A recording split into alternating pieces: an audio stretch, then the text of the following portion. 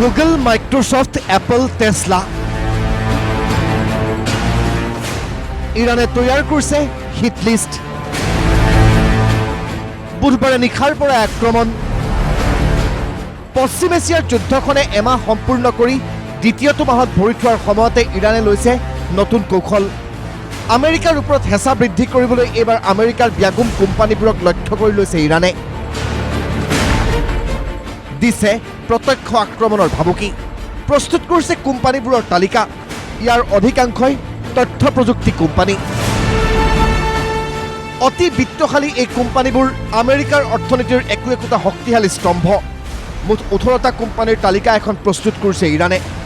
ইৰাণে আক্ৰমণৰ ভাবুকি দিয়া এই 18টা কোম্পানী হ'ল Google, Apple, Meta, IBM, Microsoft, Intel, Cisco, HP, Oracle, Dell, Palantir, Spire Solutions, Nvidia, General Electric, G42, JP Morgan, Boeing আৰু টেছলা।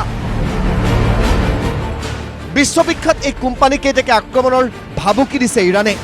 ইৰাণী সেনাই কোৱা মতে বুধবাৰে নিশাৰ প্ৰায় এটাৰ পিছত এটাকৈ কৰা হ'ব আক্ৰমণ। যুদ্ধ বিশেষজ্ঞসকলৰ মতে পশ্চিম এছিয়াৰ যুদ্ধখনত আমেৰিকাৰ এই কোম্পানীবোৰৰো ভূমিকা আছে। এই সময়ত আমেৰিকাৰ সেনাই ইৰাণৰ ভূখণ্ডত প্ৰৱেশ কৰি যুদ্ধ কৰিবলৈ ওলাইছে।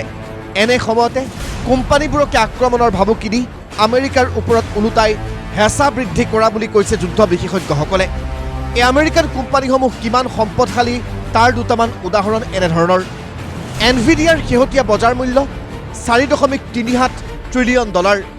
তেনেদৰে এপলৰ $3.77 ট্ৰিলিয়ন, এলফাবেটৰ $3.65 ট্ৰিলিয়ন, মাইক্ৰ'ছফ্টৰ $3.01 ট্ৰিলিয়ন। তেনেদৰে টেছলাৰ শেহতীয়া বজাৰ মূল্য $1.3 ট্ৰিলিয়ন, বয়িঙৰ $14.5 ট্ৰিলিয়ন। এইবোৰ কোম্পানীত সংস্থাপিত হৈ আছে লাখ লাখ লোক। বহুৰাষ্ট্ৰীয় কোম্পানীবোৰৰ উল্লেখযোগ্য দেশবোৰত আছে নিজ নিজ কাৰ্যালয়। স্বাভাৱিকতেই ইৰাণৰ নতুন ভাবুকিয়ে উদ্বেগৰ সৃষ্টি কৰিছে। ইণ্টাৰনেশ্যনেল ডেস্ক, প্ৰতিদিন টাইম।